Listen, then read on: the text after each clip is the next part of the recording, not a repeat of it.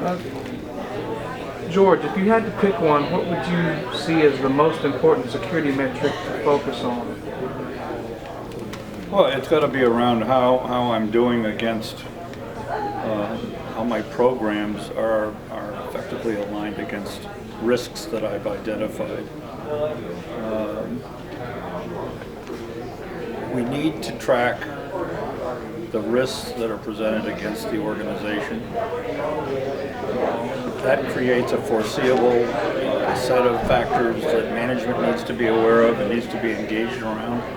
But then we need to be able to track how the organization's programs are aligned to address those risks and be responsive to those risks. So it's clearly going to be a link between key risk indicators on the one hand that are elevated to management and key performance indicators that are aligned directly to combat those risks.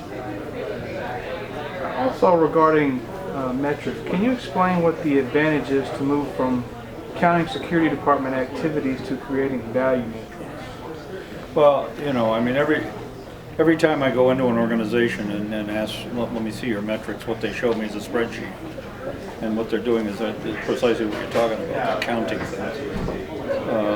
The counts are the fuel that go into the metrics. That's the raw data.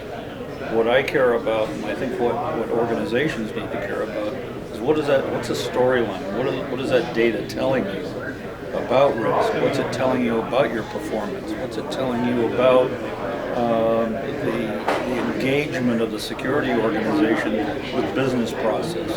So you've got to take the next several steps beyond simply assembling data and looking into that data and identifying what the stories are. What's the storyline that comes out of that information, and how am I going to use that to develop programs and measures? Thank you, George. Thank you, George. Thank you.